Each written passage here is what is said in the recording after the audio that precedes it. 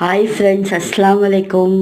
இன்றைக்கி நம்ம என்ன பார்க்க போகிறோம்னா, மாவு ஆட்டும்போது உளுந்து மாவு உங்களுக்கு சீக்கிரம் நல்லா ஆட்ட மாட்டேதா, பஃபியாக வர மாட்டேதா, இந்த மாதிரி டிப்ஸ் ஒரு டைம் ட்ரை பண்ணி பாருங்கள். சூப்பராக வருங்க. வாங்க எப்படி பண்ணுறதுன்னு பார்க்கலாம். ஒரு உலக்கு உளுந்தில் கொஞ்சம் 1/4 டீஸ்பூன் வெந்தயம் போட்டு நல்லா 2 டைம் வாஷ் பண்ணிவிட்டு ஃப்ரிட்ஜில் 1 ஹவர் வையுங்க. பாருங்கள், தண்ணியும் அளவாக தாங்க ஊற்றணும், ரொம்பவும் ஊற்றக்கூடாதுங்க. ஒருத்தர் அப்படியே முங்குற அளவு ஊற்றுனாங்க, அந்த அளவு ஊற்றக்கூடாது. அரை சட்டிக்கு தான் நம்ம முங்குற அளவுக்கு கொஞ்சமாக ஊற்றினா போதுங்க. இப்போ பாருங்க, 1 ஹவர் கழிச்சதுக்கப்புறம் எப்படி இருக்குன்னு பாருங்க. உளுந்து நல்லா தண்ணியெல்லாம் கொஞ்சமாக வற்றி நல்லா ஊறி நல்லா வந்திருக்குங்க உளுந்து. இந்த மாதிரி உளுந்து நல்லா இதாக இருக்கணுங்க. அது இல்லாமல் நம்ம உளுந்த நல்லா வாஷ் பண்ணி நல்லா உளுந்தாக வாங்கணுங்க. பாருங்க எப்படி இருக்குன்னு பாருங்க. நல்லா ஊறி போயிருக்குங்க.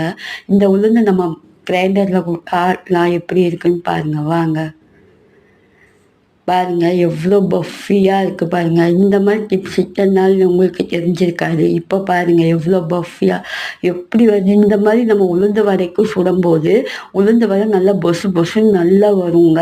இந்த ஃப்ரிட்ஜில் வச்சுட்டு உளுந்து வடை சுட்டி பாருங்க, சூப்பராக வருங்க. அடுத்த டிப்ஸ் என்னன்னு பார்ப்போமா? நல்லா பாருங்க எப்படி இருக்குன்னு பாருங்க. ஒரு கட்டு கொத்தமல்லி தழை எடுத்துக்கோங்க. சீக்கிரம் அழுகி போகுதாங்க. ஒரு 2 டேஸ்லேயே கொத்தமல்லி தழை அழுகி போகுதா. இந்த மாதிரி டிப்ஸ் பாருங்க.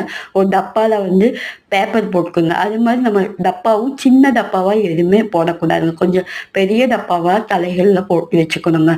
அப்போ தான் அது கொஞ்சம் காற்றோட்டமாக இருக்குங்க. சின்ன டப்பாவில் அடைச்சி வைக்கிறதுனால சீக்கிரம் அழுகி போகுது.